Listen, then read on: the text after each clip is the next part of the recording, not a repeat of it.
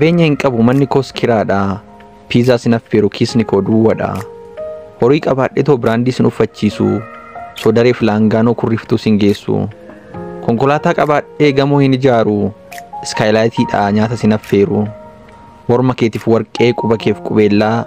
Iddoo itti horru in ijaaru viillaa. Na biraan argattu qorqorroof kolkollee. Ani homaan qabu jaalala dhugaa malee. Wanti ani qabu beekanii xiqqaata. Osoo kana beektuu will you marry me jechuunis natti heerumtaa?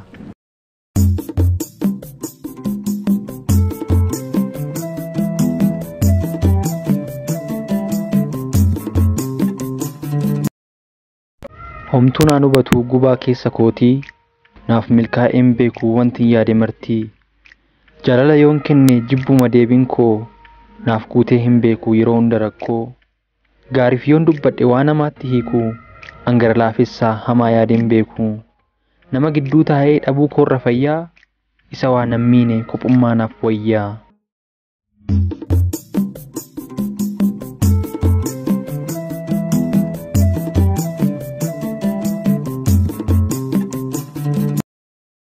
Morma nani hammadhe, boqoo nani dhungadhe, hidhii nani xuuxxadhe, mudhii nani hammadhe. Harka kiyyan uffee yoo fagaatu narraa eeyyen na dhukkubeera.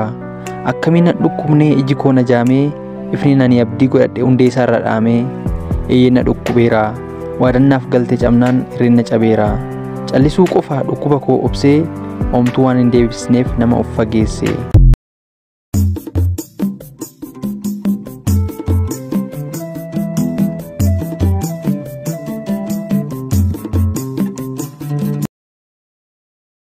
Si arguu yoon baadhe rafee hogguun ka'u. Abjuu koon si argaa duuti koo yaa ga'u.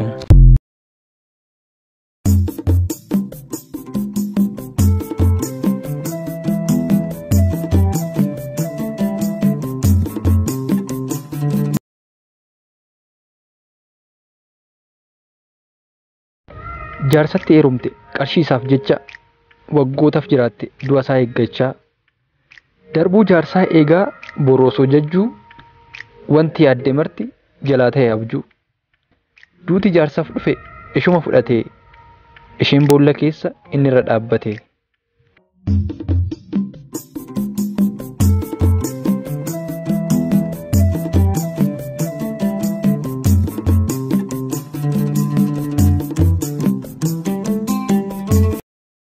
Namni bara kanaa hedduu nama dhibaa.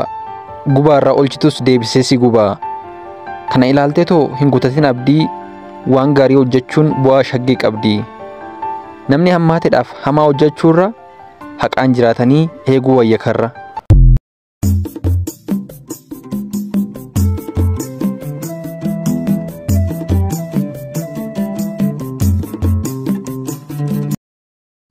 Ormi maallu godhee nutu alagoome. Danqaa qara lamaa nutu waliif uume. Anatu si dagate situ na wallaalee. Gaarii keetiif eesseen yaraa keetiif galee. Walwallaaluu keenya diinni yogguu baruu. Qaawwa nuti saaqne bal'isanii uruu. Kanaaf maaf komannaa orma nu aleelu. Silaa keenya dhibee kan kiyyas hin galu. Dhugaa walitti himnaa nutu waliif diinaa. Eeyyeen nutu waliif diinaa.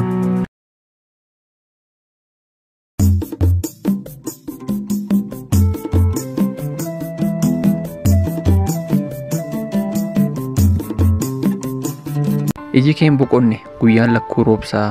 Osoo si dhukkubuu madaan kee of qoorsaa. Keessi kee bilisee hin beektu kolfitee. Yaada ciista malee hin beektu boqottee. Hunda isaaf deebiin isa harka jiraa. Yeroof garuu dharri marrumaan kee jiraa. Naaf obsi adaraa.